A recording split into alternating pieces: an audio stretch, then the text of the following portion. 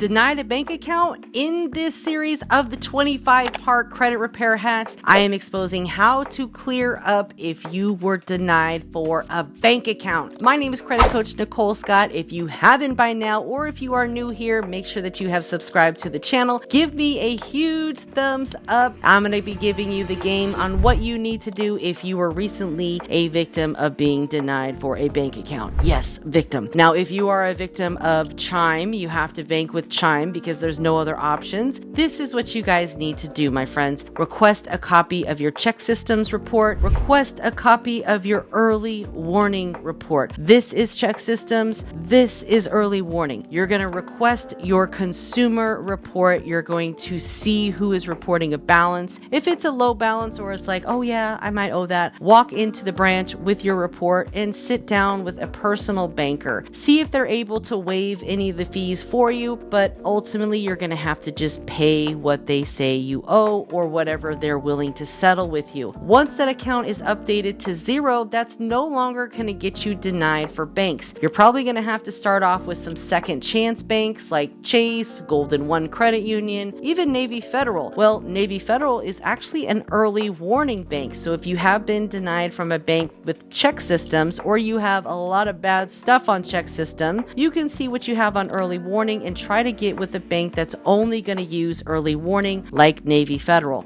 Now, ultimately, once you have these reports, you're going to go through them with a fine-tooth comb and see what is affecting you in a negative manner. Now, any bank that is reporting that you owe them a balance, again, this is all from checking accounts, savings account, banking accounts. And a lot of times when you close out accounts, it's just a lot of fees that eventually add up and then get reported over to either check systems or early warning, or sometimes both. But once you get those cleared up, that's no longer going to be holding you back from opening a bank account. It's really that easy. But of course, for those of you that still need additional help or want someone to do it for you, I'm here. You can book a call. We can go over what the course of action would be for you. The only thing that you need to do in advance is request a copy of your reports. And if you have this guide, I'll give you the exact links, or you could just head over to Early Warning's website and Check Systems website and request your consumer report. Now, you can dispute information with them just like you can with the 3 major credit bureaus. They all are under the Fair Credit Reporting Act. So therefore, if you see errors or you see fraud information on your reports, you can dispute it with them just like you would with Experian, Equifax, or TransUnion. Same thing that we've talked about in some of these other parts: identity theft, FTC report, police report, notarized. Send that to check systems, send that to early warning, and also send that to the folks that are reporting this alleged account to check systems. So again, same concept as the credit bureaus. I hope that helped. Make sure to share this with a friend who has Chime, because we want to unchime you in 2025. It is time to level up, because if you knew better, you would do better. And that's why I am here. Subscribe. Thank you. Most importantly, take action. I'll see you next time.